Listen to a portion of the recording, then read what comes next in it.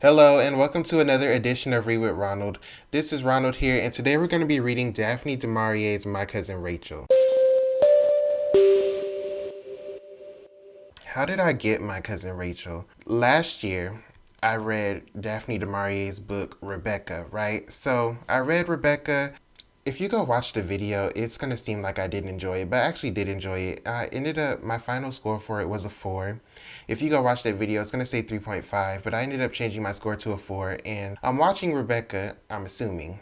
I was watching something. And over when you watch like something and you see like suggested videos on the side of the video, well, on the side of the video I see suggested My Cousin Rachel, and it's just a movie poster, and it just looked interesting, and I'm like, well, what's this? So I look it up and I discover it's another one of Daphne du Maurier's books, and I'm like, oh, okay, so I bookmarked the movie and I go get the book, right? And it just kind of sits there for a little while until one day I was, as always, reading book forums, just reading stuff. And My Cousin Rachel came up on one of these. And the common consensus around My Cousin Rachel is that it's a much better book than Rebecca is. And so I was like, oh, really? Let me see for myself. And so that's how we're getting this video. I decided to see for myself if My Cousin Rachel was better than Rebecca. And we're gonna put a pin in that thought because I'm gonna come back to that. Before we get into the video, I want to give some warnings. The first is a spoiler warning to let you know that I'm gonna go all through the plot and give my thoughts on it. So if you don't want to be spoiled on this story, then thank you for watching up to this point, but feel free to turn the video off here. And who knows, if you decide that you want to come back and see what I had to say about it after you've read the book or watched the movies or both, feel free. And the second warning is a trigger warning. There's some domestic violence in here, so yeah, that's a trigger warning. I know. And then the final warning is a dog warning. If you hear any noises in the background, it's probably one of the 2 dogs. And so with that being said, I, of course, have our tie-in scripture for the video. So as always with tie-in scripture is from the standpoint of living a Christ-centered life, and it's giving you encouragement to live a Christ-centered life because, to be quite honest, applying scripture to your life when it's not Christ-centered, when the whole point of scripture is to encourage living a Christ-centered life, doesn't really make sense. The scripture I chose for this video is Proverbs 14:16, and I'll be reading from the King James Version. A wise man feareth and departeth from evil, but the fool rageth and is confident. The reason I chose the scripture is because, as y'all are going to hear in the story, there's a certain main character that I call dumb a lot. I'm not even going to try and clean it up. No, I called that man straight up dumb because he was dumb. And y'all are going to see he was dumb. But the reason I chose this verse is because everything he went through could have been avoided if he had just used wisdom. Let's break down the verse, right? So the first part says, a wise man feareth and departed from evil. So when it says a wise man feareth, they don't mean a wise man is afraid, okay? Because the Lord has not given us a spirit of fear, but a spirit of power, love, and a sound mind. In this context, what they mean by fear is, I don't mess with that. A wise person is like, I'm not dealing with this. I'm not having nothing to do with that. And so they leave. They have nothing to do with it, right?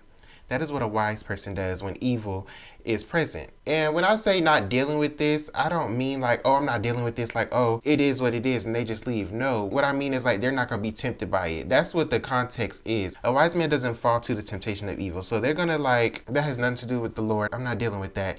And they're going to leave. They're going to leave it right where it's at. They're not going to give evil their attention. They're going to focus on what the Lord has them focused on. The second part of the verse says, but the fool rageth and is confident. So if the wise man is like, I'm not dealing with that, and departs from evil, the fool is more than likely going to see the temptation, going to see the evil, and be like, oh yeah, that's not going to happen to me. I can deal with it. And they get in there, and lo and behold, the evil overtakes them. The temptation overtakes them. That's what the verse is talking about. The verse is like, when you see evil, when you feel yourself being tempted by something, are you going to walk in the way of the Lord and flee and depart? Or are you going to walk in the way of a fool and go full steam ahead and get yourself caught up in some mess? So that's what the verse is talking about, right? And so to kind of get an understanding of where wisdom comes from the Lord. The Lord is the beginning of wisdom. He is the one who gives wisdom. So here are the verses that state this. Proverbs 2:6, King James Version. For the Lord giveth wisdom. Out of his mouth cometh knowledge and understanding. James 1:5, King James Version. If any of you lack wisdom, let him ask of God, that giveth to all men liberally, and upbraideth not, and it shall be given him. And so with that being said, how does tie in scripture tie into this book? So like I said, the main character made some very poor decisions in this story. How he ended up was a result of them poor decisions. And if he had just used wisdom instead of acting like a fool, y'all gonna see. Y'all gonna see. We honestly wouldn't even be getting this story. At this point, it is what it is. So let's just get into it, right? So with that being said, as always, I want to encourage y'all to form a relationship with the Lord, a healthy relationship with the Lord, not one built on fear, not one built on the fact that I don't want to go to hell. Your relationship should be built on the fact that I want to serve the Lord with all my heart, all my soul, all my mind, and I want to advance his kingdom, and I want to serve him willingly and gladly, not because I'm scared I'm going to go to hell. Because if you're serving out of fear, you're going to get burnt out. You're going to grow weary in well-doing. Let me put it like that. You're going to grow weary because it's not built correctly. But with that being said, let's get into the video. My Cousin Rachel. My Cousin Rachel opens with Philip. He's 25. It opens at the end of the story, and basically he's reflecting on what all has happened. And he's basically like, I regret ever getting involved with Rachel because things wouldn't have turned out like this. So we go all the way back to when he was like 7 years old, and his guardian Ambrose, who is his older cousin, who ends up having to take care of him after Philip's parents died. Ambrose took him to see a dead body and was like, this is what death looks like. And Philip is just looking at it, and basically the man they're looking at, he got hung for murder. Philip is looking at this body, and he's basically trying to act like he's not scared because he doesn't want to appear weak in front of Ambrose. And so basically Ambrose is like, yeah, this is what a dead body looks like. And he just jolly, jovial, joking, all type of stuff, because that's the type of character Ambrose is. Okay, Ambrose is the most unserious person in the world. As Philip is reflecting on this, he's like, I wish I had never got involved with Rachel, and I realized just how much I've turned out like Ambrose, and I'm repeating his mistakes. And so then we go back into another flashback, but this time it's like the year prior, when Philip is 24. At 25, it's been 3 years since Philip last saw Ambrose. The story takes place in England, in this place called Cornwall, right? So Ambrose, richest man in the area. It's been 3 years since Philip seen Ambrose because Ambrose went across the sea because he was feeling sick. More on that later. He's never trusted women, but Philip says he was a good guardian. And so because Ambrose does not trust women, doesn't really like women like that, he decides to make Philip his heir, and he plans on never settling down. He's about 40 years old at this point. So, he's starting to get rheumatism, right? His doctor's like, oh, you need to go down to Italy because the air there will do you some good. So he's going down to Italy, and basically the night before, he jokes about taking Philip with him, and Philip's like, oh yeah, I'll come with you, but Ambrose is like, no, I need somebody to stay here and look after my house.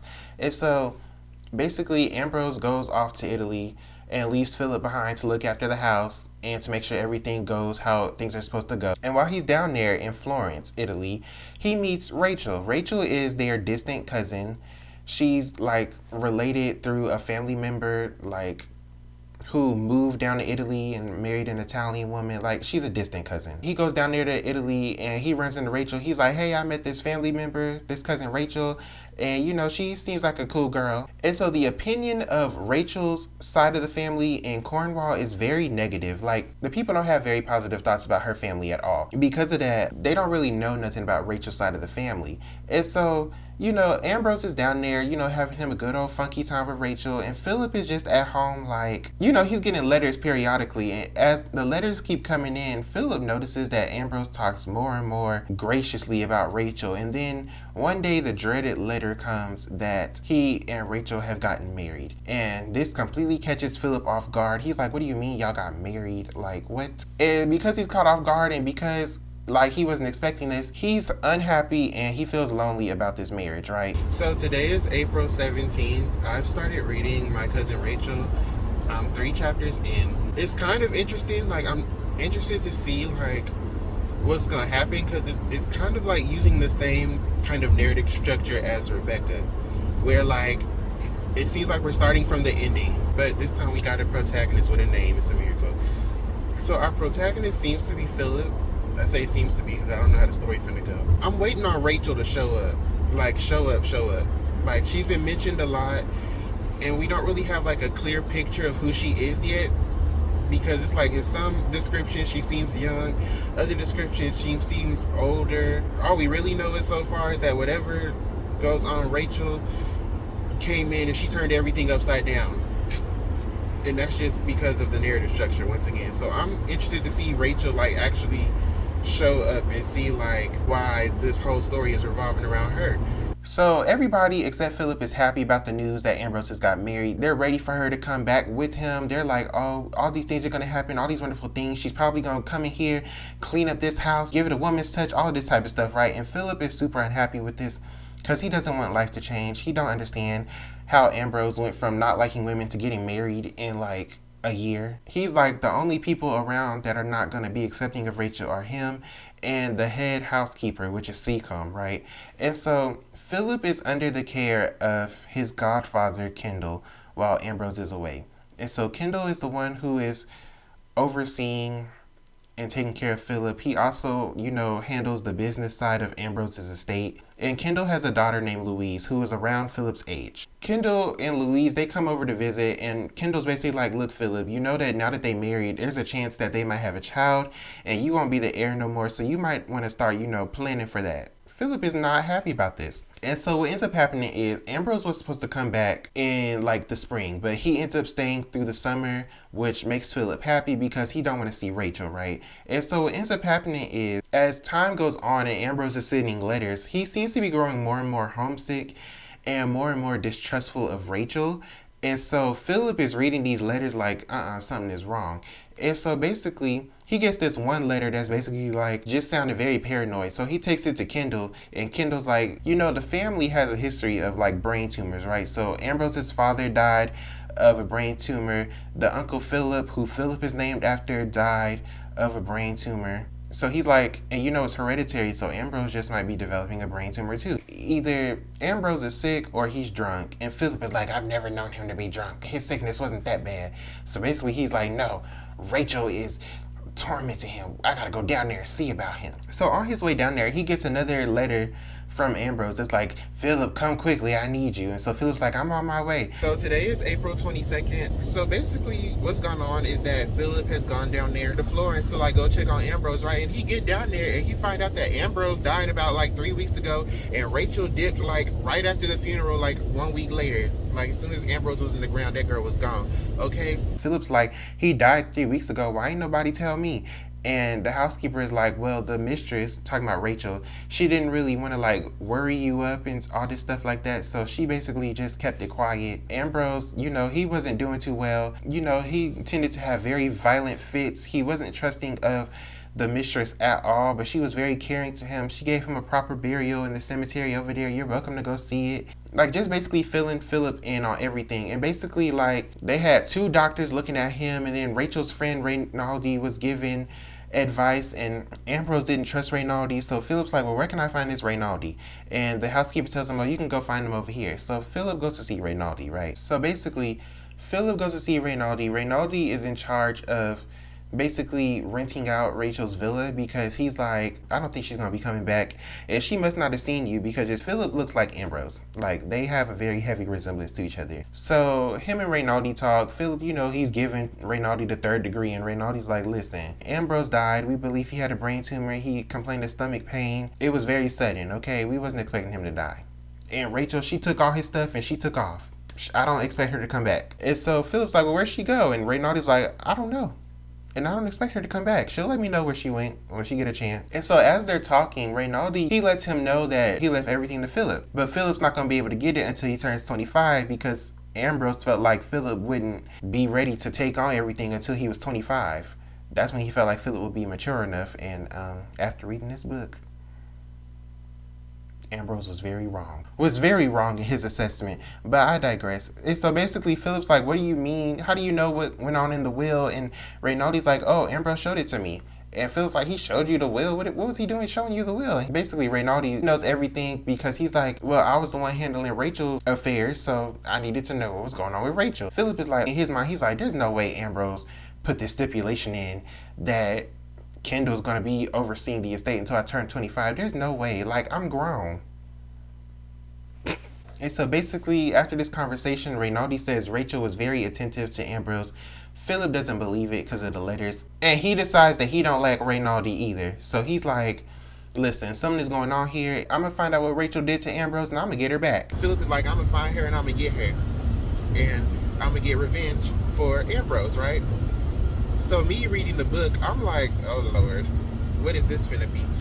Because I'm like, Philip, I don't trust Reynaldi. I don't trust what he's saying because the way he's acting is like he knew more than he was saying. So I don't trust Reynaldi either. But I'm curious to like see like what Rachel really had going on with Ambrose, because like the way the whole thing just happened, it was like, you know, just very quick. So yeah, I'm just interested to see like how this story is finna go, because I want to know what is so intriguing about cousin Rachel. All we know about her is like she's some distant cousin that's been living in Italy this whole time, and that she is headstrong, and that's it. I want to know what's up with her, so we gonna find out. So Philip goes back home. He's not happy. Everybody's upset that Ambrose was buried in Italy. They're upset about the death. And he's like, this is so weird. Like, I'm the new Mr. Ashley now. Like, they're going to call me Mr. Ashley now. It's no longer Philip. Now it's Mr. Ashley. Mr. Ashley's not Ambrose anymore. It's me now, right? So, you know, he's just taking everything in and just adjusting and processing. And he discovers that Reynaldi was right, that Ambrose did leave the stipulation that Philip could not inherit until he turned 25. And Philip is like, what the heck? I'm grown. And I'm like, after reading this book, baby, are you sure that you grown? Are you sure? Kendall tells Philip, hey, Rachel ain't getting nothing from the will. And Philip is like, what you mean she ain't getting nothing from the will? He left her nothing? Kendall is like, he ain't leave her nothing. Everything goes to you when you turn 25. And so Philip is low-key happy about this. But Kendall is not happy about this because he's like, that's not right. You know, Rachel, she deserved to get something. That was his wife. You know, what kind of man don't leave his widow nothing? Basically, he's like, I don't think Rachel was this devious person that Ambrose made her out to be. I believe she's innocent. And he basically tells Philip, listen, you need to keep your mouth shut about Rachel. Don't be going around slandering her because she can hit you with some charges of slander if she find out. Like, don't do that. And so after Philip gets done talking to Kendall, you know, he goes and talks to Louise, and Louise is raising some good points. She's basically like, you know, what did Rachel look like? You know, and we learned that Rachel had a first husband, a previous husband before Ambrose, who died in a duel. And so she's like, well, what happened to the first husband? Why was he dueling? Rachel must be very pretty for all of this to be going on about her. Just basically like, you know, coming from a woman's perspective. And this happens a lot. Louise will make good points in the story, and Philip won't take her seriously because she's a woman. And in his point of view, oh, she's a child. She don't know nothing. And I'm like, y'all are the same age. Y'all are literally around the same age. Like, but basically, he never takes Louise and what she says seriously. A week later, Kendall basically lets Philip know, hey, Rachel, she's here. So today is May 10th. Rachel, you know, after the funeral and after she dipped, she decided to come to England and bring Philip Ambrose's stuff. But Philip isn't buying it. He's like, something ain't right. Louise, who is the daughter of his godfather, she likes him. I don't know if he likes her or not. I think he's making a lot of misogynistic comments towards her. So Philip is kind of annoying as a person. Basically, Rachel just showed up. I'm here to bring you his stuff, and I just want to be left alone. But he's not buying it. He feels like she has some ulterior motive. And so Philip's like, tell her she can come by the house, but don't expect no warm welcome. Basically, he's like, I want to see her so I can assert my dominance over her, right? And so Louise is like, boy, you need to clean this house up. It's all this dust and dirt everywhere. And Philip is like, well, what was good for Ambrose is good enough for her. Like, Ambrose didn't worry about it, so I'm not going to worry about it either. And Louise is like, oh my gosh, you are just so ghetto. Like, who invites somebody to a dirty looking house? She was like, you need to get this together. I hope when she comes out here, she gets you together over this, because this is terrible. And so that upsets and offends Philip, because he's like, well, why are you taking her side? And she's like, I'm not taking her side. Like, why would you invite somebody to a dirty house? Like, that's ridiculous. You know, everybody's feeling bad for her. They're like, oh, well, she's the widow and she didn't get nothing from the will. Like, and Philip is basically like, so. And I'm just sitting here like, am I going to like Philip or not? That's really what the main question is. Am I going to like him or not? I'm going to have to see how Rachel is before I make a decision. Like, yes, I understand you grieving the death of Ambrose, but you're doing a little too much. Talking about some, oh, it's a man's house. Why should I have to clean it? Baby, why do you want to live in a dirty house? Why do you want to live in a house full of dirt and dust? Just to make somebody else uncomfortable. Don't they make you uncomfortable? And Louise is basically like, listen, From what I've heard about her so far, that lady has a strong personality, and I believe when she gets out here, she's going to dominate you. You think you're going to dominate her? No, she's going to dominate you. And Philip is like, no, that's not gonna happen. Philip comes to find out is that everybody's feeling sorry for Rachel, and he's like, do everybody respect me because I'm the man of the house? Do they actually respect me as a person, or do they just respect the title? And if the title was taken away, would they still respect me? And so that Friday, Rachel is coming. The house is in an uproar. Everybody's getting everything tidied up, cleaned up as best as they can. Philip is like, what in the world? It is not that serious. Louise comes by with some flowers, talking about some, I came to help you get tidied up, cleaned up. Philip's like, we don't need your help. So she's offended, and basically that hurts her feelings. And so Philip's like, I'm sorry, I didn't mean to be like that. Here, you can help arrange the flowers. And so she's like, okay. And so she arranges the flowers. Philip decides to go leave the house. Basically, he's like, I'm not going to be here when Rachel arrives because I'm not trying to see her. And I'm going to waste her time, basically. So he goes gallivanting all around the estate. And when he gets home, he finds that, dinner is ready for him. And he's like, well, where's she at? Rachel is in her room, and she's basically like, oh, I'm tired. I didn't want to disturb you, but if you want to come see me, come see me. So after Philip eats and, takes a sweet old merry old time, he goes up to see Rachel. Rachel is not what he expected at all. He thought she was going to be this old, evil-looking lady. She's young. She's pretty.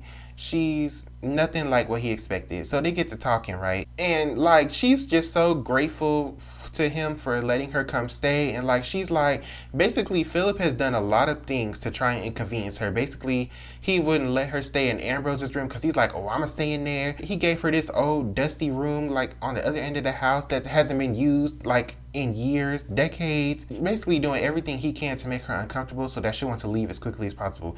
But when she get there, she like, oh, thank you for this room. This is exactly what we had planned. Everything that he did to inconvenience her was actually everything that she and Ambrose had intended to do when they came out there. And so he's like, well, dang. See, when you do clownery, the clown comes back to bite. So they get to talking, and he realizes Rachel already knows a lot about the area because Ambrose was telling her everything and letting her know what everything was like. He's trying not to be drawn in by her charm, and he feels like she's secretly making fun of him. But because she's not how he expected, he finds himself slowly starting to like her. And so she gives him Ambrose's walking stick as a present. When he was in Italy, he got Ambrose's hat because Rachel had left it behind, so he took it with him. And so the next day, Philip is like, well, I can show you around the estate. And as he's going through the process of doing this, he realizes just how little he knows about the house for real. I'm seeing all this stuff I ain't never seen before. Y'all doing all these things we ain't never did around here before. What is going on?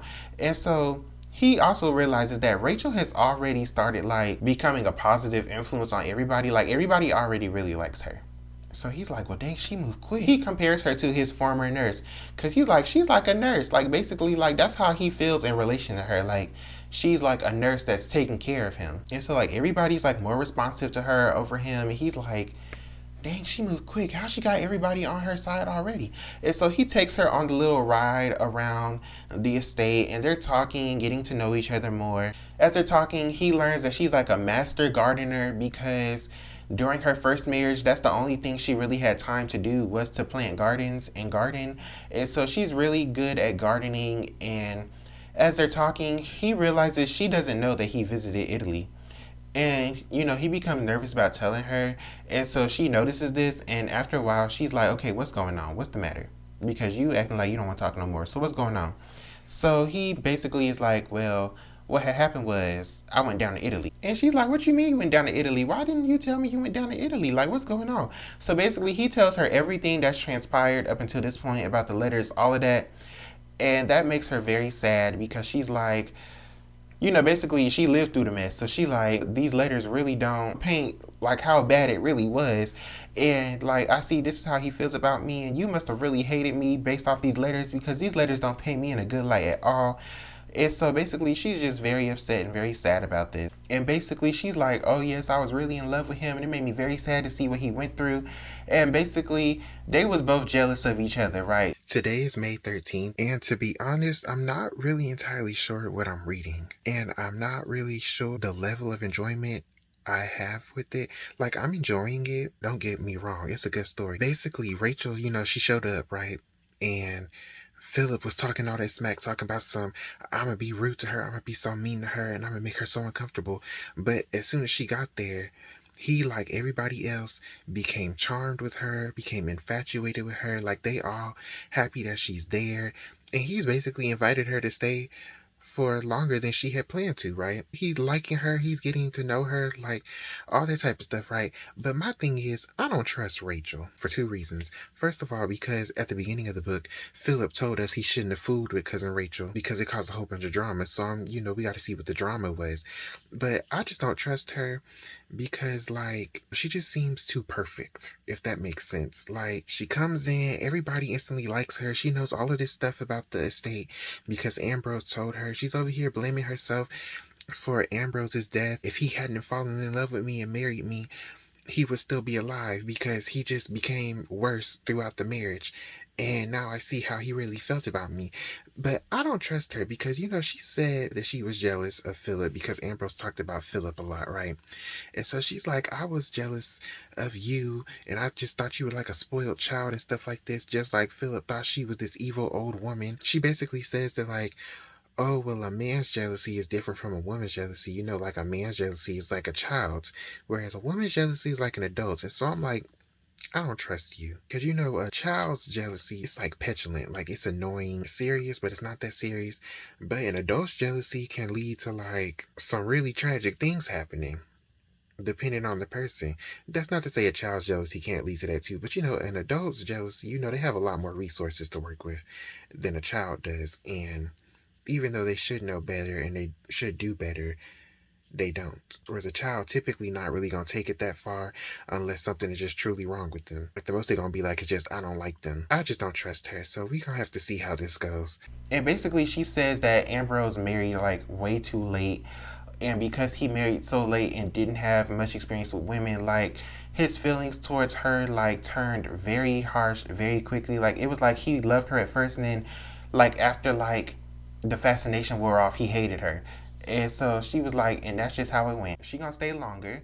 And they go to church together, right? So everybody at church is like, oh, there she is, there she is. Today is May 17th. Rachel is finna run Philip for everything he got. And he is young and dumb and he don't realize it. Because let me tell y'all what happened, right? Rachel and Philip, they go down to the church, right, for church service. And, he's telling her, oh, when we get down there, you got to show everybody your face because they want to see you. And she's like, I'm not showing them people my face. What the world? If they want to catch a glimpse, they better catch it when they can.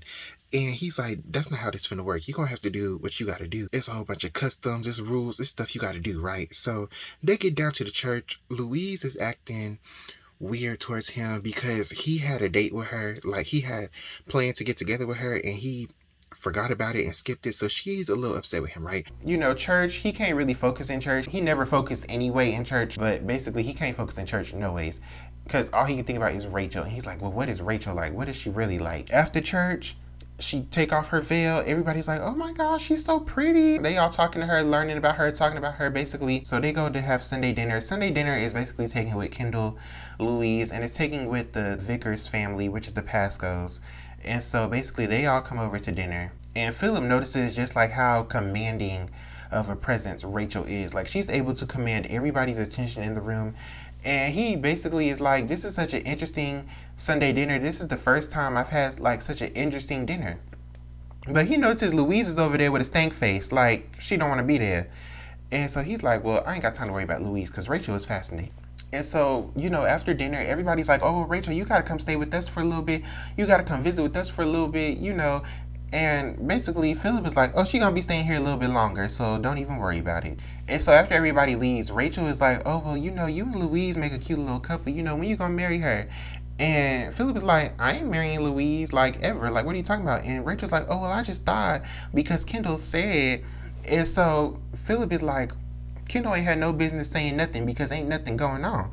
They get to talking. Philip is like, listen, you can't go stay with nobody else. You staying here. What I say goes. I'm the master of the house. And Rachel's like, oh, what you say goes? Okay, we'll see. She playing along like, okay, Philip. Okay, you can be the master of the house. Okay. Listen, Philip is one of the most irritating protagonists I have read so far this year. He's condescending. He's annoying. He thinks he knows it all. And like it works for the story because like I said, Rachel finna run him for everything he got because let me tell y'all what's going on after the church, right? After the party. So basically they get to talking. He's telling her she gotta do this, she gotta do that. Just everything she has to do and everything she's gonna be expected to do, right? And she's like, well, what if I wanna do things my way? And so basically she's like, so what am I supposed to do to occupy myself? What does a widow do around here? And he's like, well, widows, they get remarried and sell their rings. And so he realizes that was very insensitive to say to her. So like he goes for a walk and he's like, why would I say that? So he comes back and he's like, Rachel, he basically like trying to apologize and Rachel's like, boy, go to bed. It ain't that serious. So like basically they get on the topic of money and she's basically like, I'm gonna go give Italian lessons. And this deeply offends Philip because he's like, you cannot give Italian lessons. That's such an embarrassing thing to do. Like, how would that look for you to be like out here giving Italian lessons for money and you were married to like the richest man in the area? Like, that's so embarrassing. So basically he gets it in his mind to go over to see Kendall and basically like, look, we got to make some provision for Rachel. Ambrose left her nothing, so we got to get something together for her, right? So he does that, and then he talks to Louise on his way out, and Louise is like, this lady got you wrapped around her finger, you can't even see it, and that gets him super upset. So he goes home, he and Rachel, they chopping it up, laughing. She got the garden coming along. She's teasing him while she's putting her hair up and getting dressed and stuff like that. They're talking and basically she's like, oh, you don't know much about women at all. Like, you're like such a little boy, like basically. And the letter comes from Kendall basically informing her of what Philip has done, but leaving Philip's name out of it. But she's not stupid because she's about 35. She's like, I know you went over there and did this mess.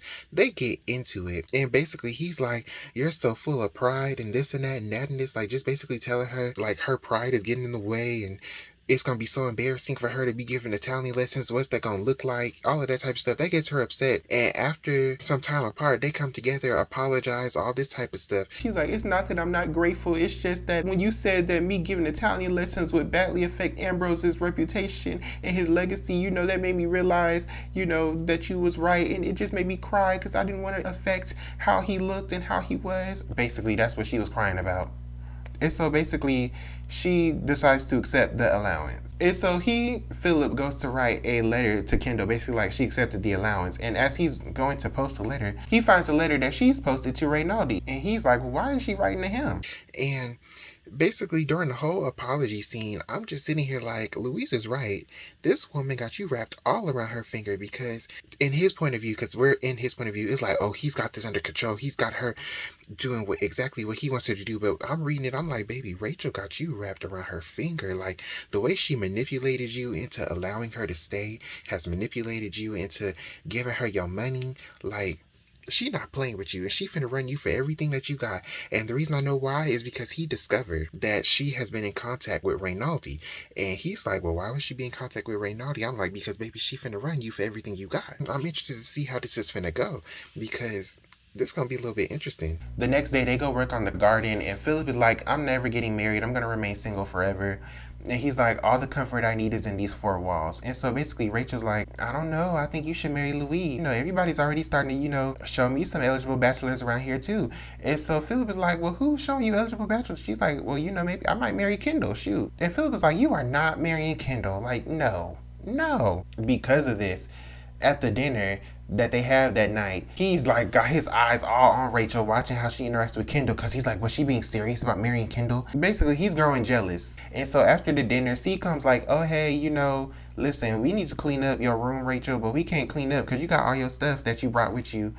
All the stuff that got Ambrose's stuff in there, you need to get that straightened up so we can clean up, right? And so Rachel's like, oh, that's a good idea, C-Com. Come on, Philip, let's go unpack Ambrose's stuff. So they go up there, they start unpacking, and, it gets a little too real. And basically, like, they decide they're going to give, like, all of his clothes away because they don't need them. So they're going to give all his clothes away to, like, all the tenants on the land.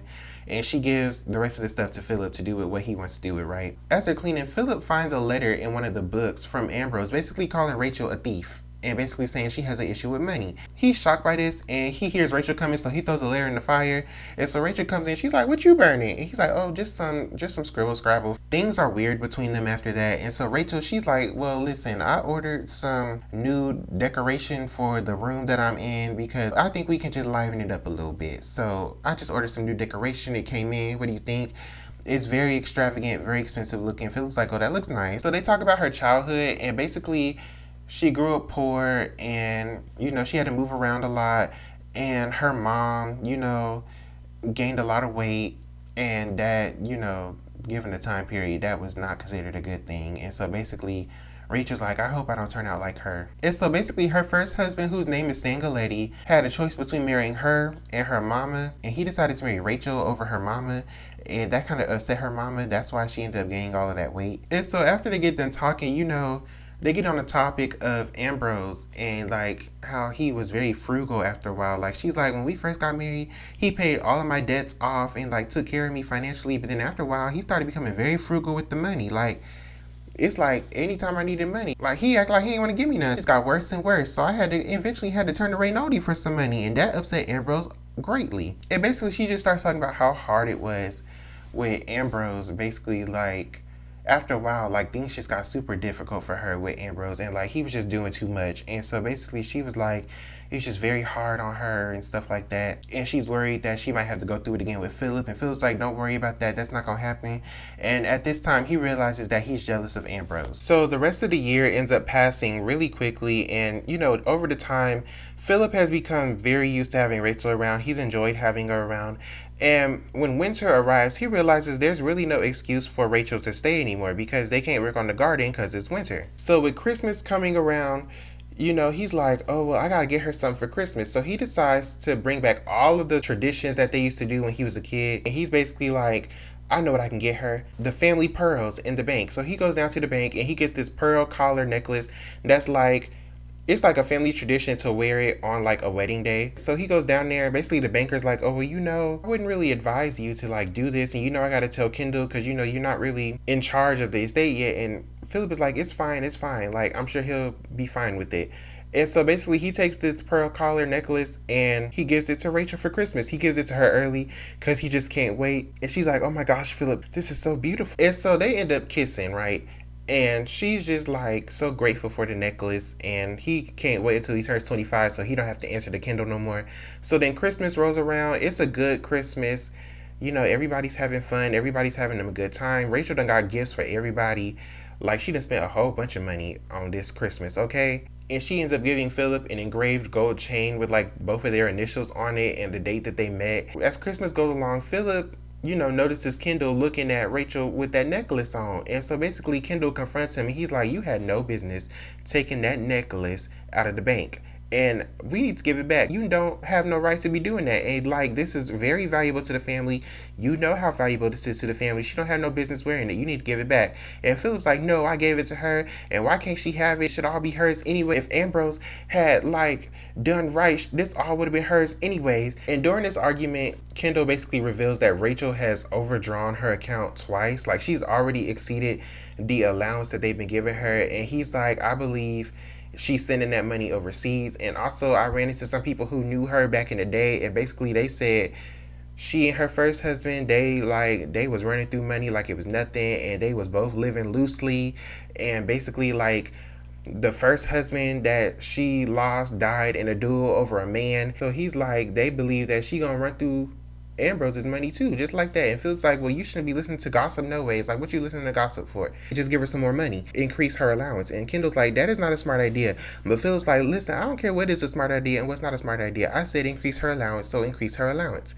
And so basically Philip is mad about these pearls, and he's like, how could you be so distrusting and gossiping and stuff and all of this other type of stuff? And he's like, just because she has to live extravagant, I mean, you don't know what the way of life like was over influenced. Basically, he's saying all of this in his mind, right? Like, oh, they don't understand just what she's been through and just like how different the way of life influences versus here. And when I read that, I was like, Philip, you don't know either. Like, you talking about Ambrose and Kendall didn't know. I'm sure Ambrose would know. He was there for like 2 years. You only went and visited for a day, and you weren't even there the full day. And even if Kendall don't know, he's responsible for your money. He has a vested interest in making sure your money is straight. And so they get into it over this necklace and over the fact that Kendall's like, you doing too much. And so basically Kendall's like, if you don't get the necklace from her, I'm gonna go get it from her. And Philip's like, you wouldn't dare. And so Rachel, she been eavesdropping at this point. She's like, listen, y'all. We're gonna argue about this. Philip, I'm thankful for the necklace, and here, you can take it back, Kendall. Like, take it back to the bank. It's perfectly fine. You okay?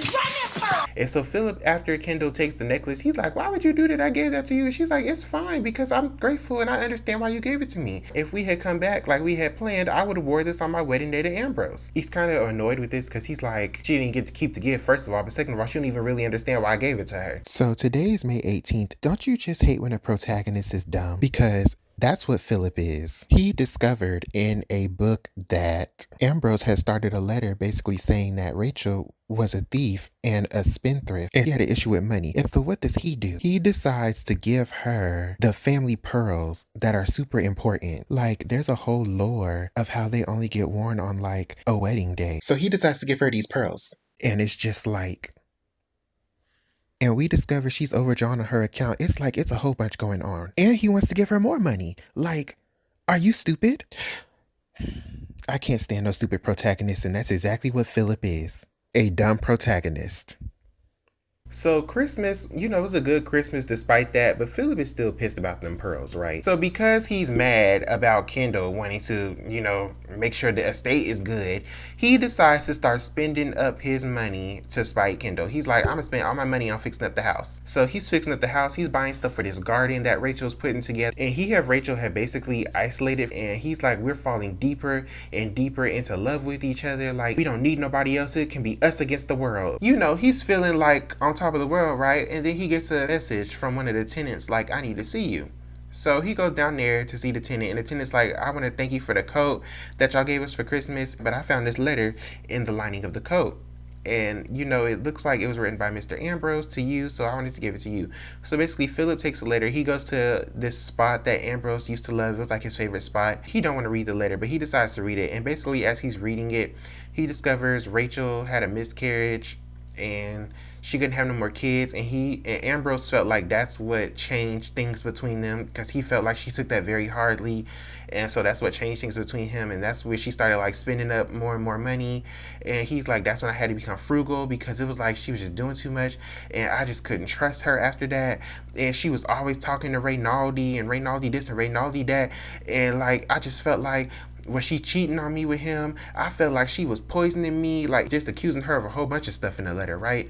But basically the main point is he felt like she and Ronald were conspiring against him. And also he says in there that he made a will that had planned to leave everything to Rachel, but he never signed it because he didn't trust Rachel with money. So Philip buries the letter and he goes and sees Rachel. But when he gets home, he discovers that his dog was killed by a piece of slate that fell. Rachel's very upset about it because she's like, I know this was your favorite dog and you've had it for so long. And basically Philip comforts her and they watch the dog die together, right? So basically after that, he realizes for the first time Rachel's feeling sorry for him and not Ambrose. And then after that, Philip's birthday is 3 weeks away. He's like, I gotta do something for Rachel. He just wishes he could leave everything to her. And what happens is Rachel's like, after your birthday, I'm leaving. And he's like, why? And she's like, it's no reason for me to stay. Like, everything that you can do with the garden, you can do on your own. You don't need me here no more. And I've been here too long anyways. People are starting to talk. Like, it's time for me to go.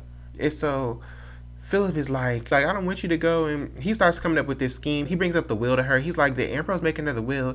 And, she's, being very weird about it. But eventually she reveals that, yes, he did make another will. It never signed. And she has it with her. He's like, can I copy it? So he makes a copy of the will. They get on the topic of the miscarriage. And she's like, that's what caused Ambrose to turn against her. Because she's like, I just felt like I couldn't give him no more kids. He took that very hardly.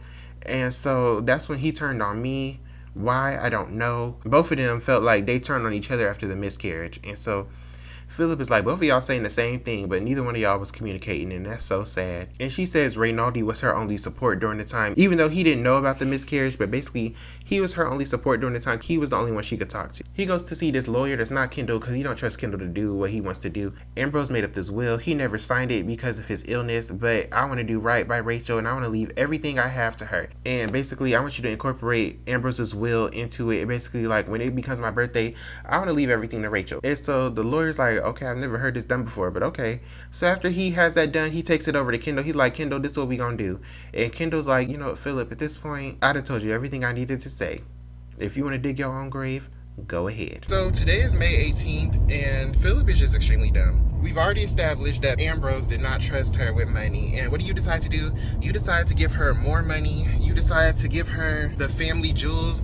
And you decide that on your 25th birthday, you're going to leave everything to her. And basically, you're just going to become her ward. Like, what sense does that make, Philip? You could say he's just young and dumb, but no. He's just dumb. He's just dumb. He's just dumb because who does that? Dumb and wrapped around Rachel's finger and don't even realize it. I suspect that she's involved with Ronald. Like, I've been suspecting this for a little bit because they said that her first husband died in a duel over another man. So I'm suspecting that other man was Ronald. He just showed up to the house, so we gonna see. We gonna see, because Kendall suspects that she's been sending money overseas to him, but Philip is just so dumb that he don't believe it. He's like, no, it's not possible. But we gonna see what goes on. And so when he makes up this document, he doesn't make any protection for the family jewels because he's like, listen, the jewels are Rachel's. She can do with them what she wants.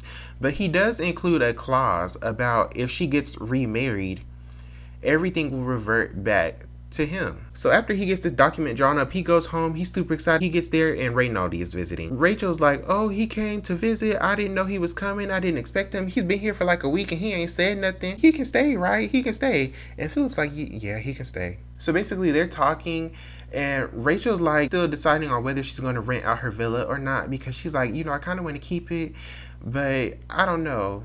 At first they were going to sell it, but now she's like, maybe we should rent it instead. The whole time Ronaldi is there, he's basically little boying Philip like, oh, you're so young and you're so impressionable and you're so this and you're so that and you're not really strong like that and you don't do this and you don't do that. You're nothing like the boys in Italy. The boys in Italy would do this and do that and they're so much more manly and stuff like this. Basically little boying Philip the whole time, and Philip do not like it. Ronaldi stays for a week and he's like, listen, I'm holding on to that villa for Rachel because I believe she gonna get tired of being here and she gonna go back. And Philip's like, no, that's not gonna happen. She's gonna stay here. And Ronaldi's like, okay, we'll see. We'll see when she makes up her mind. And he also warns Philip about Rachel being a lot to handle, but Philip's not listening because he don't like Ronaldi. And he feels like Ronaldi's only telling him all this to drive them apart because he's like, Ronaldi has his own interest in Rachel, which he does. He does like Rachel and he does want to like be more intimate with her, but he's like, she don't see me like that, so I mean, I'm gonna keep hoping, but she don't see me like that right now. Ronaldi just has this very arrogant air around him, and he just kind of looks down on everything in England. He's like, Italy is so much better than this. And so everybody is pushing for Rachel to visit London because that's where Ronaldi is at right now. He's like, he's in London. He's gonna be returning to London after he gets done with his stay. And Philip, he doesn't like this. He constantly hears like Rachel and Ronaldi whispering, but he can't understand what they're talking about anyways because they're whispering in Italian. And so he's like, I don't understand what's going on. They just being so secretive. After this, Ronaldi leaves. The day before his birthday, Philip gets everything in place for Rachel. He tells Kendall what's going on, and Kendall's like, you know what? Dig your own grave at this point. I'm tired of telling you. You hard-headed, so you're going to have to learn the hard way. But he also lets Philip know. He's like, listen, Rachel been there a little bit too long. It's starting to look a little weird. Like, people are starting to talk. I think it's time for her to get up out of there. Philip is like, well, I'm going to do what I want to do. And he's like super excited about this. And so he goes home. He's super excited. He can't contain his excitement. Rachel's like, boy, what is wrong with you? You doing too much. Go like walk around. Go do something. You being irksome. So he goes swimming at midnight and all this other type of stuff. He just does the most, right? And he comes back at midnight and he's like, Rachel. And she's like, boy, it is midnight. What are you doing? He's like, it's my birthday. And he gives her the jewels. And he's like, everything is yours. I'm giving everything to you. And basically, she's like, oh my gosh, why would you do this? Like, oh my gosh, this is so unexpected. And all I got for you was a little pin. And basically, like, they talking. He's like super excited. He's giving her everything. They end up sleeping together. It's not explicitly stated that they slept together, but if you read between the lines, they slept together. Today is May 19th, and Philip is dumb, just really dumb, right? So he made up this will, right? And basically was like, I'm giving everything to Rachel. And one of the stipulations of her losing everything was if she got married, right? So he presents her with the will at midnight on his birthday and then also asks her to marry him. So I'm like, doesn't that mean she's going to lose everything and it's all going to go right back to you? So what was the point of all of this? Like, what was the point of all of this, Philip, if you were going to ask her to marry you at the same exact moment you presented her with everything? Like, then gave her the family jewels, then gave her everything. And they ask her to marry her, and I'm like, did you forget that's a stipulation? I don't know. I know he doesn't like Ronaldi, but I don't know. I feel like Ronaldi kind of sees the situation for what it is, just like Kendall. Like, he treats Philip like the dummy that he is. I just have to put it like that. He treats Philip like the dummy that Philip is. Because Philip is a dummy. And Kendall's like, you know what? You want to dig your grave so badly? Here's the shovel. Get to digging. And I'm like, you know what? That's all you can do for him at this point. Because the boy is dumb. And he want to do what he want to do. And he don't listen to reason. So you know what? He got to find out for himself. So let the boy find out for himself. Because he's a dummy. So Philip wakes up the next day. He's exhilarated. He's like, the night before was so amazing. Picks all her camellias and goes up to her room and throws them on her. She's like, what are you doing? And he's like, I just feel so amazing today. Today is just such an amazing day. And it's my birthday and I'm so excited and everything is finally yours. You get what you deserve. Like, it's amazing, right? So he goes on about his day and he plans to spend the whole day with Rachel, right? Getting a picnic together, all of this stuff, right? So when lunchtime rolls around, he's like, okay, where's Rachel? And the servants tell him, Rachel went to go see Kendall. Basically, she's gone all day. And so when she comes back, she has like this very like cool demeanor around her. Philip doesn't like it. He's like, she's so different from how she was before. Like, why is she acting like this? They go for a walk and they're talking. And like, basically, she still plans to go to London, right? Even though Philip then gave her everything in hopes of keeping her there. She's like, I still want to go to London. Like, I still want to go. And so they're walking and they're talking, and as they're walking, they come across Ambrose's spot, and Philip's like, oh shoot, I didn't mean for us to come this way. And she's like, well, what is this? And she realizes this is Ambrose's spot, and that really like causes her to become like a little bit sad. And so basically Philip is like, dang it, this ruined my birthday. And Philip is like, he recalls what Ambrose said about her loving money and like how money is the only way to her heart, really. And so he's like, what if that's true? And so that night, Louise and Kendall come by, and Rachel and him, they done got drunk. They having them a good old funky time. Everybody's cheersing to Philip turning 25. And Philip's like, I got an announcement to make. Me and Rachel are getting married. And Rachel's like, what? What you mean we getting married? No, he is not. The boy done lost his mind. I don't know what he talking about. Forgive him. He gonna regret it. He'll apologize when he got his senses back together. We are not getting married. So basically Philip runs away and he sulks. He's like, what does she mean? And so when Rachel comes back after seeing them off, Philip is like, why did you tell him that? Was I too soon? Like, I'm sorry. And Rachel's like, what do you mean we're getting married? Why do you think we're getting married? And he's like, well, last night you told me you was getting married. And she's like, no, I did not. And he's like, well, what was last night about then? She was like, last night was last night. And that's what it was. And so he's like, no, I don't accept this. And he basically starts going off. He's like, you're supposed to love me. He starts choking her around. He's like, you're never leaving me. You're never leaving me. And basically she's like being choked out. And she's like, you're choking me. You're choking me. And so basically he's like, you can never leave me. You can never leave me. And Rachel is like, the boy that just choked me out. You done lost your mind. So she runs off and she locks herself in her room. Today is May 20th, and let me tell you some more about this dummy, right? So not only did he give everything to Rachel, but now Rachel don't even want to marry him. That man got drunk in front of Kendall and Louise for his birthday and told them, we getting married. And Rachel was like, who getting married? And I'm like, I'm not surprised, but still. That lady said, after everybody left, she was like, why are you telling people we was getting married? We are not getting married. I am never marrying you. Like, what are you talking about? This is never going to happen. So now he's sitting there looking like Boo Boo the Fool because this lady done said she ain't marrying him ever. See, this is what happens when you're dumb. This is what happens when you're dumb and you just make poor decisions. That lady really said, why would you tell them people I was marrying you? I am not marrying you. And then go have the nerve to choke this lady out, talking about something, you will never leave me. Baby, you done gave her all the money. You done gave her the house. You're at the mercy of her whims now. Like, you don't have nothing. And you gonna choke her out? Now you putting me on Rachel's side. When I saw this coming, I knew she was gonna run you for everything. And you was the dummy to let her do it. But now you gonna choke her out because you were the dummy?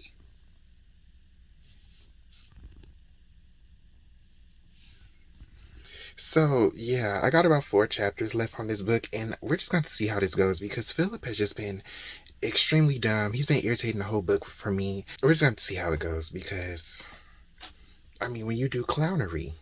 See, when you do clownery, the clown comes back to bite. And it was at this moment that Philip realized what all Ambrose went through with Rachel and realized how Ambrose felt about Rachel. After that whole debacle, he feels like he's just been such a big fool because he's like, oh my gosh, what in the world? So the next day, he gets a note from Louise like, I'm willing to talk to you because let's talk about what went on last night, right? So he goes to see her at the church and she's like, listen, I understand that you in love with her, but you need to see things for what they are. This lady came up here to run you for money, and now that she got the money, she don't need you no more. So why did you expect to marry her? And he's like, she told me we was gonna get married. I know she did. And she's like, you know what? I believe you, but baby, she not gonna marry you because you put that clause in there that said if she get married, the estate gonna go back to you. And Philip's like, well, what does that matter? If she's like, what it means is basically she's not gonna be able to do with the money what she wants to do with it. Number one, and number two, if she gets married to you, she's not gonna have her freedom no more. She's not gonna give up her freedom, especially now that you done given her everything. And Philip's like, no, you're wrong. You're lying. She loves me. She does love me. I love her. We're gonna be happy together. And Louise is like, baby, you are in denial. And Philip is like, you just don't understand because you're a child and you don't understand. So throughout my whole time reading this book, there's one character I haven't talked about, and that's Louise. And honestly, I need to talk about her here because Louise has, for the whole duration of the book, been the only one to see Rachel for who she was since she got there. Yes, she had some preconceived thoughts towards Rachel because of how Philip was feeling, but she's the only one who stayed consistent with not liking Rachel and seeing Rachel for what she was and knowing what Rachel was there for. And she tells Philip this, and Philip is like, you're lying. And honestly, the whole book, his attitude towards Louise has irritated me because he treats her like this little girl who don't know nothing. But I'm like, didn't y'all grow up together? He keeps saying she's younger than her, but I'm like, she's only what, like a year younger than you? Y'all grew up together. She's basically around your age. Like, and you keep treating her like a little girl, but she's a woman who's seeing everything for what it is and trying to help you out. But because you don't want to listen, now you done got yourself in a situation. This is what happens. Number one, when you don't listen to the advice of people who care about you and can see things for what they are, but also when you're just dumb. When you're just dumb. Basically, he won't listen to Louise. And so he goes home and he finds that Mary Pascoe is visiting.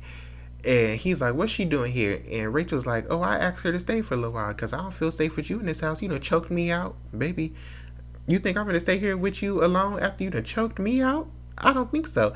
And Philip's like, it won't happen again. I'm sorry, it won't happen again. Just send Mary away. And she's like, I'm not sending Mary nowhere. I'm not staying with you in this house. And you done choked me out? Absolutely not. And so Philip, he's just so upset about this. And basically he ends up getting sick because of it, right? And Rachel ends up tending to him while he's sick.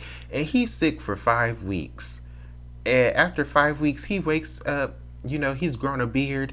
And he's under the impression that he and Rachel are married because he got the events in his mind jumbled up. So now he's like, oh, we got married on my birthday and everybody was there. Rachel, you know, has been tending to him. And so she's been giving him like herbal drinks to like help him grow stronger because she's like, the doctors didn't recognize what the sickness was, but I recognized it because it's common in Italy. So I helped tend to you, right? Philip keeps talking about, oh, I'm so glad you're here. I'm so glad you're staying, you know, and basically he hears people talking about she's planning to return to Italy after he's well. And he's like, no, that's not right. Now that we're married, that's not what's going to happen. And so he keeps saying this, and Rachel doesn't really understand why he's saying that. And so after a while, he ends up saying it to Rachel, and Rachel's like, Philip, we are not married. And he's like, yes, we are. We got married on my birthday. I remember it. And she's like, no, that is not what happened. And so he's like, yes, it is. Yes, that is what's happened. And he starts, you know, putting the pieces together. He starts remembering. He's like, that is what happened, right? And she's like, that is not what happened. And he's like, no. That's what, why would you should have just let me die then. Like, it would have just been better if you let me die. And he's just like, will you get your life together? It is not that serious. And so she's like, she plans to return to Italy because she misses her life in Italy. She misses her friends. And now that she's got the money, she can take care of the village. She don't got to sell it. She don't got to rent it. She can go back and live there, right?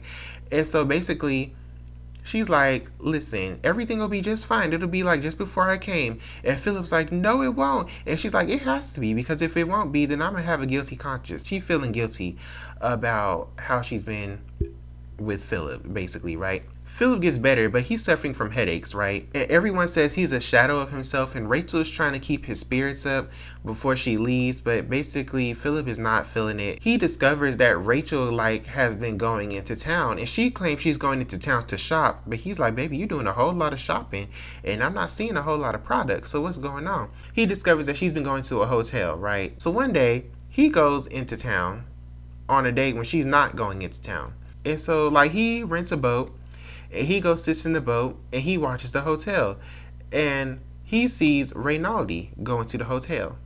And he's like, so that's what it is. She's been going out here to visit Ronaldi. And so when he comes home, he confronts Rachel. He's like, listen, I know you've been going to see Ronaldi. You don't got to sneak out to go see him. Just invite him here. He can come visit here, okay? And so Rachel's like, are you sure? I didn't want him to come here because I know you don't like him. And he's like, it's fine. Just let him come. Ronaldi comes to visit. He, little boying Philip again. And he's basically like, listen, I'm going to make sure that the money is taken well care of, okay? I'm going to make sure Rachel don't go through it all at once. And I'm going to make sure it's something left for you once she's done, okay? Once she dies, I'm going to make sure it's something left for you. Bring it back better than it was before, okay? Basically telling him, or I'll make sure everything's straight and little boying him. And Philip notices that Rachel has grown weary of him. The way she treats him is basically when you tired of somebody but you trying to be nice about it. That's what she's doing. And he notices that, and he basically digs up the letter, and he reads the letter, and he realizes oh, I'm going through the same thing Ambrose was going through, and it must be true that she was having an affair with Ronaldi, and money is the only thing that she cares about. And basically he's like, I believe she's poisoning me too, because what happens is he discovers this letter in the post from Ronaldi to Rachel. After they all go to bed, he goes in Rachel's room to try and find the letter, and instead he finds these seeds, laburnum seeds. Laburnum seeds are very poisonous, and they're seeds that are because of the trees she brought from Italy, they've been growing all over the place. And so the people are concerned, and they're trying to move the trees so that the animals don't eat them because they're poisonous, right? So he discovers these seeds in her drawer, and he's like, oh my gosh, Ambrose was right. She was poisoning him, and she must be poisoning me too. And he believes Ronaldi is the one who put her up to the poisonings. He's searching for evidence that Rachel's been doing this.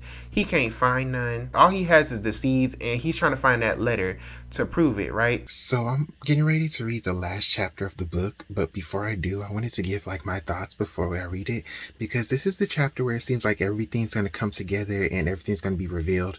So Philip just discovered some laburnum seeds in Rachel's drawer, right, while looking for a love letter that he thought Ronaldi had written her, right? And laburnum seeds are poisonous seeds, right? So he probably is going to suspect her of poisoning him, just like Ambrose suspected her of poisoning him.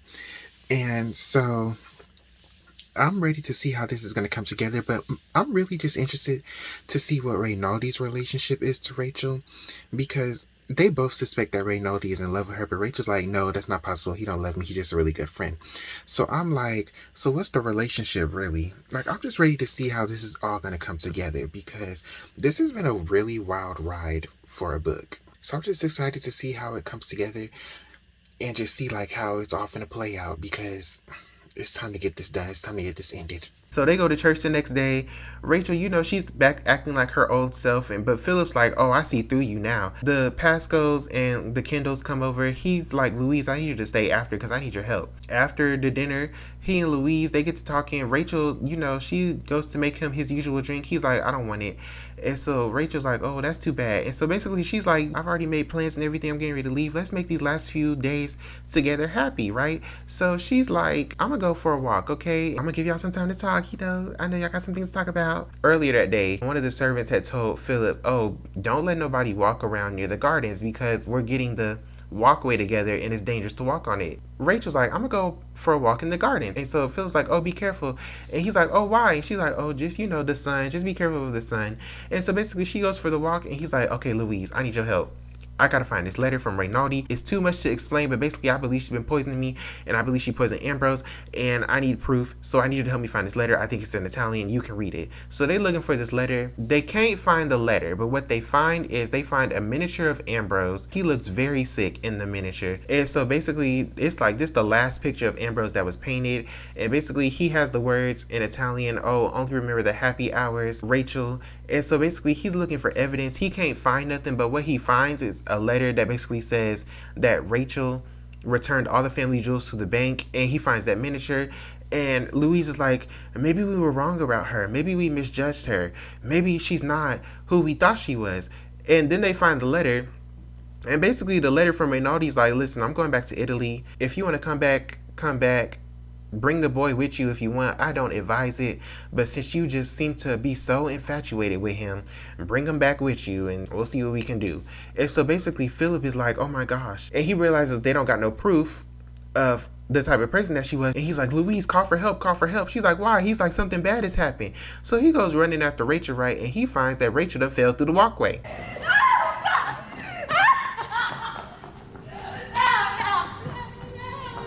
He climbs down there. He's like, Rachel, Rachel. And Rachel's like, Ambrose, Ambrose.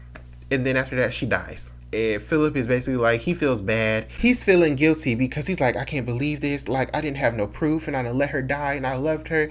And so the book ends with him feeling guilty, and that's how the book ends. So I finished My Cousin Rachel. That ending, I saw it coming, but it's so ambiguous. I don't really know what to make of it. Like, Philip really let Rachel fall to her death, but he don't even have no proof that she was poisoning him.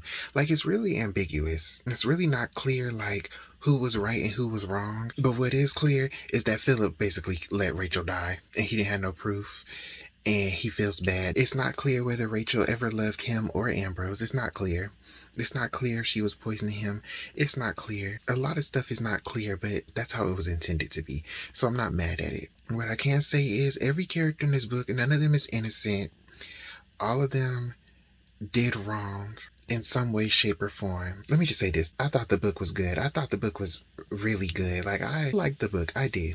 I thought the book itself was really good, but that ending, I don't really know what to make of it. It's just a lot going on. I need time to process. So I've taken the time to process, right? And here are my thoughts on My Cousin Rachel. I gave the book a 5. I really enjoyed this book, okay? When I sat back and really thought about it, I couldn't think of any reason to not give this book a 5. I enjoyed every bit of it. So with that being said, like I said, I took some time to process the story, and I am here to give my thoughts on what I thought about the story, okay? So first of all, let's just tell the truth. Philip and Ambrose's undoing was due to misogyny, okay? Their distrust of women is what caused them all of their heartache, and it's what caused them what happened to them. Ambrose didn't trust Rachel because, as we saw in the story, he came to believe that the way to Rachel's heart was money. Now, is that the case? We're not sure, because there's some evidence that it could be true, but there's also some evidence that it could not be true. It's not really clear how Rachel felt about these men, but what is clear is how these men felt about women in general. And even though they loved Rachel, I would even go so far to say that they didn't really love Rachel. They loved the idea of Rachel. Rachel is an intriguing person. That's why I enjoyed her character. She's intriguing. She's mysterious. She has this aura around her that's like what is she like, really? Like, several times throughout the story, Philip says he doesn't know her for real. He doesn't know her personality. All throughout the book, he can't tell if she actually loves him or not. He's infatuated with her, but she wasn't reciprocating them feelings. And so I would argue, like, they weren't really in love with her. They were infatuated with her because she was interesting and because they had, like, no experience with women. Because Rachel wasn't what they thought she was, they felt like she needed them. And Rachel showed that she did not need them, and that she was not willing to give up everything to be with them, and that hurt their feelings. And this kind of also goes with the character of Louise. Like, Louise was quite honestly the voice of reason in Philip's life. Kendall was too, but Louise was closer to his age, because, you know, Philip could be like, oh, Kendall's old, da, da, da. But Philip never took Louise seriously. The fact that he kept calling her a child when I'm pretty sure she's only like a year or two younger than him, and he's 25, so that makes her like 23, 22. That woman is grown. At this point, given the time period, she's getting very close to spinster age. Like, the fact that Philip never took Louise seriously and never took what she said seriously also points to the fact you could tell they had no women in their lives, and that was the problem. That was their undoing. They had no women in their lives, and the women they did have in their lives, they didn't listen to. So they were sitting up here looking like Boo Boo the Fool. Philip as a protagonist was annoying, and he was dumb, And like I said in the scripture, if he had just used wisdom, all of this could have been avoided. But my thing is, none of the characters in this book are innocent. Like, everybody did some wrong. Even Rachel. Like, even with how the book ends, it's like Rachel was innocent of some things, but she was guilty of some things. But it's not really clear what she was innocent of and what she was guilty of. I think that's what I really enjoyed about this book, is that nobody was innocent. Everybody had their faults. But overall, like, it was just an enjoyable book. It was just such an intriguing book. Rachel was such an intriguing character. Like, I just really enjoyed her as a character. Like, she was just really intriguing. The book was really revolved around her. I just like characters like that. I like characters that are intriguing like that. And so, now that we read the book, let's talk about the movie adaptations. So I'm about to start watching the My Cousin Rachel adaptations. I don't really know what to expect from them. There's 3 of them. I don't really know what to expect of them. I'm just going in hoping that all of them are good and all of them just do well. That's all I'm really hoping for with these adaptations. Okay, so I just want to say that watching this movie makes me realize just how much of a man-child Philip is. I realize just how much of a man-child Philip is because I'm watching this movie, right, and I'm looking at the man playing Philip, and I'm like, this man looks a lot older than Philip is supposed to be, because Philip is 25 in the book, right?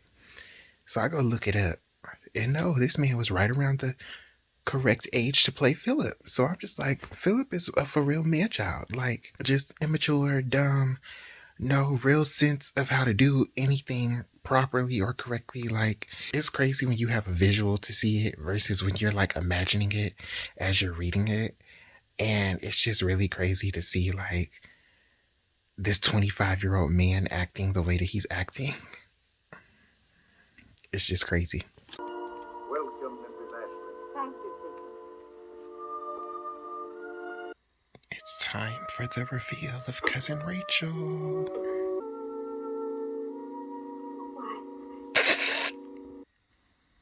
Now let's talk about this, because Ambrose and Philip are supposed to look alike, right? But look at that photo and look at Philip and tell me, do them two look alike to y'all? It's just funny because they really don't look all that much alike, but I guess that hairstyle on her made me giggle a little bit, I'm not gonna lie. But also, like, the way that this movie is kind of like reminding me of like a TV Western, because TV Westerns were popular at the time this movie came out. So it's kind of giving me that style of TV Western.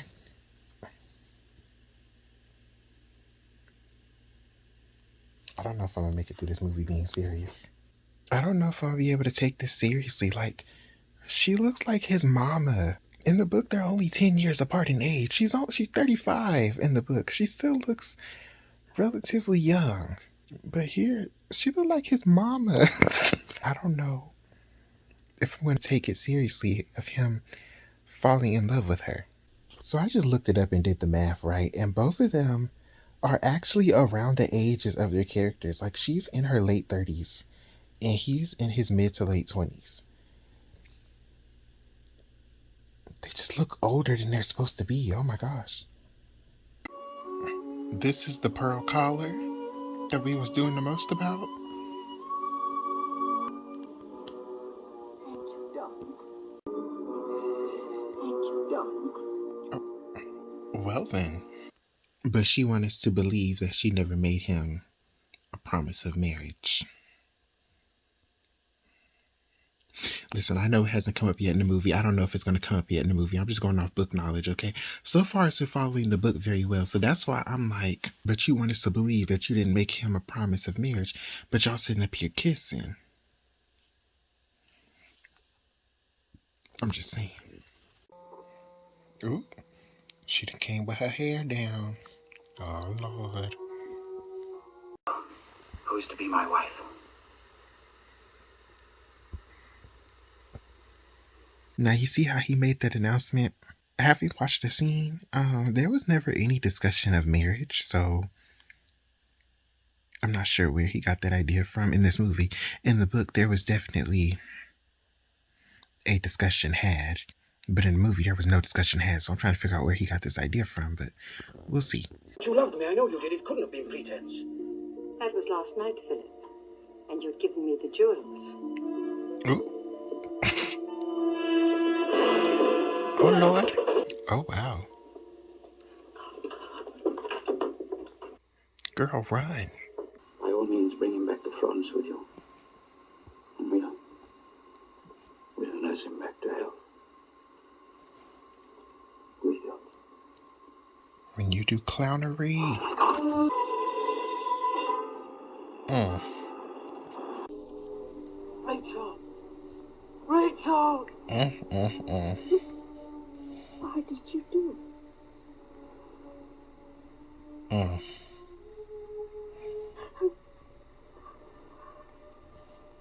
So I finished the movie. I think I just give it a 4 across the board. 4 for adaptation, 4 for movie. It was okay. I definitely want to come back and say I think it was that hairstyle that made her look older, because when they did her hair differently in other scenes, she looked a lot younger. So I think it was just that hairstyle. I think it was good. I think it was okay. It's definitely crazy, like I said earlier, it's definitely crazy seeing Philip acting the way that he does and like seeing it visually, because it's like, oh my gosh, this man is really a man child. It's still kind of like, is she innocent or is she guilty? I think Rachel is not. I wouldn't say innocent. I think she is guilty of some things, but we'll just have to see. We'll just have to see. So I'm over here reading the trivia on the movie, right? And it's a lot of things here that I'm reading that were my thoughts while watching the movie. For starters, the man who was playing Philip got nominated for an Oscar and Best Supporting Actor, right? So I'm like, why is he Best Supporting Actor when he was in almost every scene in the movie? And come to find out, there was some drama on the set that basically, even though he's basically the main actor, basically had him in a supporting role because of some demands and some drama on the set by somebody else. Number two, the person I felt should have been casted in the role of Rachel was apparently who was offered the role first. But because of the studio, she couldn't take it. And then how I felt about how the characters look, apparently that was the common sentiment at the time when the movie came out. Everybody felt like them people looked too old. It felt like it was a miscast. So apparently I wasn't too super off base.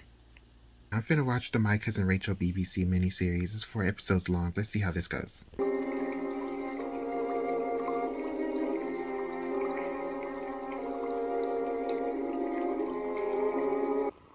do it myself. But, sir, Madam said she was not to be disturbed. Whose house is this? Hers or mine? Good evening.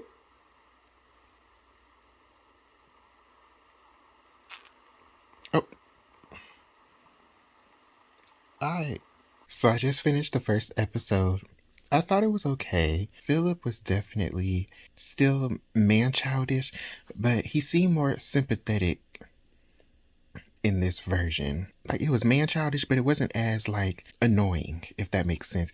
But it was also, I think, the scenes I most enjoyed was everybody little boying himself. Like the way Ronaldo got onto him, the way Kendall got onto him. Rachel, I will say this though, I'm actually very glad that they gave her an Italian accent in this version, because although she's been in Italy her whole life, she would have an Italian accent. So I'm actually very satisfied with that. So let's see how the rest of this series goes. So I just finished part 2 of the miniseries. Philip is still giving man-child. Now it's starting to become a little bit more annoying now that he's becoming infatuated with Rachel. But overall, I think the show itself, the miniseries, is pretty okay. Yeah, that's all I can say on it. I got 2 parts left to get through, so let's see how the rest of it's gonna go. So I'm on the last part of the My Cousin Rachel miniseries, and I want to start this off by saying that the man playing Philip, he's doing a phenomenal job, okay? He makes Philip just so insufferable and annoying, but he himself as an actor is doing an amazing job. Like, he's really playing that role. Like, he really making me want to punch Philip in the face with how insufferable he's being. The miniseries itself, like the quality of it, as far as like the story and the acting and stuff like that, it's really good. It's good. But I'm not gonna lie, it's been some parts where I done, close my eyes for a little bit. It's not that it's boring. It's not really like a lot of like action going on, which I didn't expect much because it's not an action story. It's mostly just like talking, and it's like you can close your eyes, you can still see the scene, basically. Like, you don't really need to be watching because they're not really like, they're just literally just standing there like talking. It's not the mini-series, it's me. Why you go tumbling down the stairs like that? It's like a horror movie now with this music. So I don't know how the end of this miniseries is gonna go because they even started switching scenes around. Philip no longer is deluded into thinking he's married to Rachel. Now he knows he's not married to her. So now I'm like, how is this finna end? Like, why did we make this change? He talking about he gonna ask her again and again until she says yes. So you just gonna harass her into marrying you? Like, Philip, you're being more insufferable than you were already. If she is innocent and you accused her, you would be guilty then, not she. And you would never forgive yourself, Philip. No. Look at him, looking stupid. Poor Rachel. She didn't deserve that. She didn't deserve it.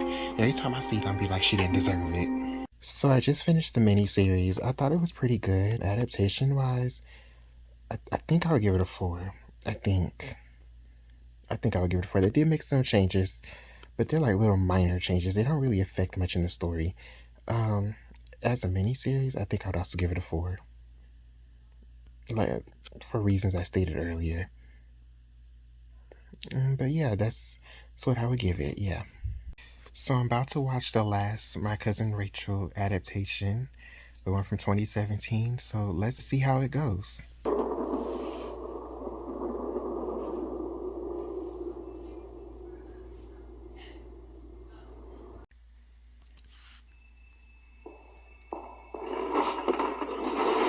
Now, was this really necessary? Look at how dusty and dingy this house is. Philip ought to be ashamed. Should suit her perfectly. Philip is such a man-child. Like, how you gonna put her in that dirty, dusty, broke down, water dripping, leaking from the ceiling? Like, what kind of...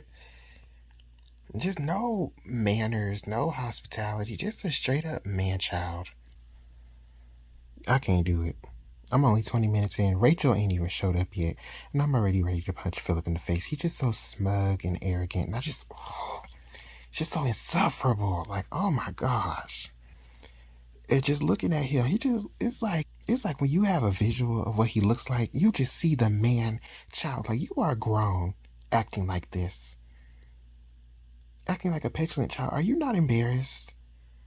You must not be, because you acting like this. Like, this is so embarrassing to watch. This man be a grown man acting like a child.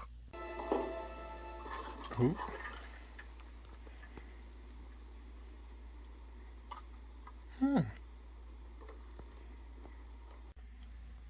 Do y'all see this man's face?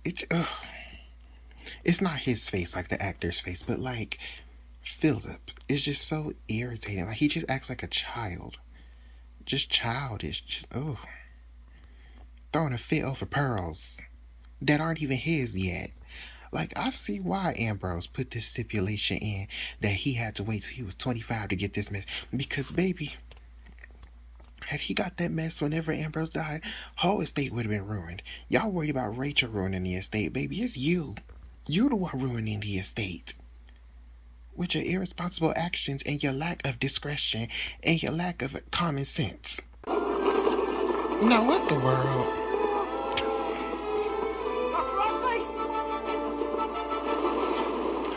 How he almost fall off a cliff?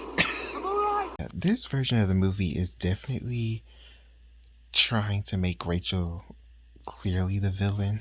Yeah, that's all I can really say. They are clearly trying to make her the villain. Instead of it like being, is she or was she not? No, they trying to make sure that we know that in this version, she the villain. But my thing is, why? I mean, I know why, but why? I'm gonna have to keep watching. Oh, they are going for it. They are sticking to the Rachel and Ronald was a thing theory. They just gonna confirm it. Okay. An end to it. I'm too tired.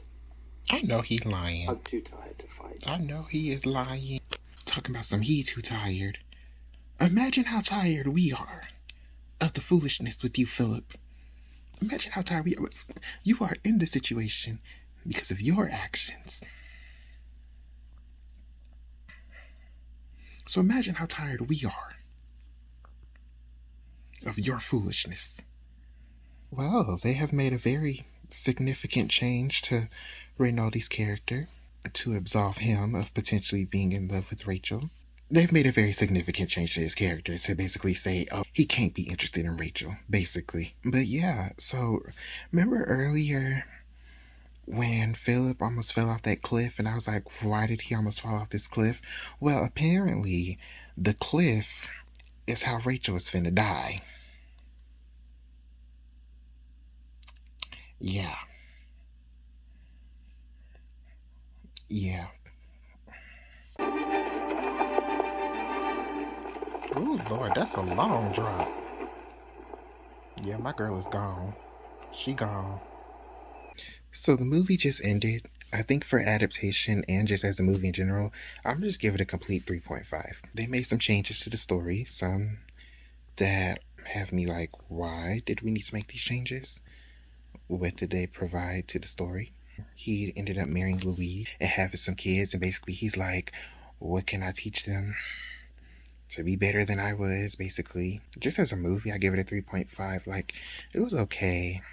I probably would have enjoyed it a lot more had I not read that book first, because y'all know I tend to be nitpicky with adaptations. So, yeah, I think I'll just give it a 3.5 across the board. The acting was really good. Like, the movie itself was like, the technicals, like the movie, the acting, cinematography, score, all of that, that was really good. Like, it's not a bad movie at all. I think a 3.5 is a fair score, yeah. Last year, I read Daphne du Maurier's book, Rebecca, right? So I read Rebecca, and you know, the common consensus around My Cousin Rachel is that it's a much better book than Rebecca is. And so I was like, oh, really? Let me see for myself. And so that's how we're getting this video. I decided to see for myself if My Cousin Rachel was better than Rebecca. And we're going to put a pin in that thought because I'm going to come back to that. Now, as it relates to did I think this book was better than Rebecca? I wouldn't say that. I would say they're pretty on par with each other. Like, they're both very good stories. Both protagonists irritated the ever-living crap out of me. Lady was irritating and Philip was irritating. I don't know if that's just a thing with her books where the protagonist is meant to irritate the ever-living crap out of you. But if it is, I don't know how I feel about that.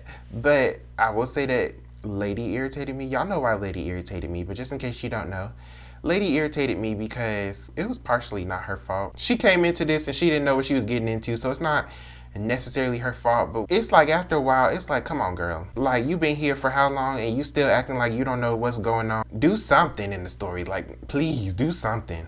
And then Philip was just irritating because Philip just acted like such a know-it-all. And when it came down to it, he knew nothing.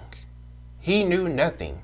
And he was dumb, and he was just such a man-child. Like, just such a man-child. But that's what happens when you're sheltered and you're taught to behave a certain way, and your guardian is just as annoying as you are. My Cousin Rachel, I wouldn't say it was better than Rebecca. I would say they're both equally as good as each other. Like, they were both very good stories, and they're both enjoyable. Thank you for tuning into this video. If you liked it, give it a like and a comment. Be sure to subscribe to my channel and check out more content on my channel. And be sure to check out my books as well, because I don't just read them, I write books as well. Go check them out. The link is in the description box below. And with that being said, thank you for tuning in, and I'll see you next time.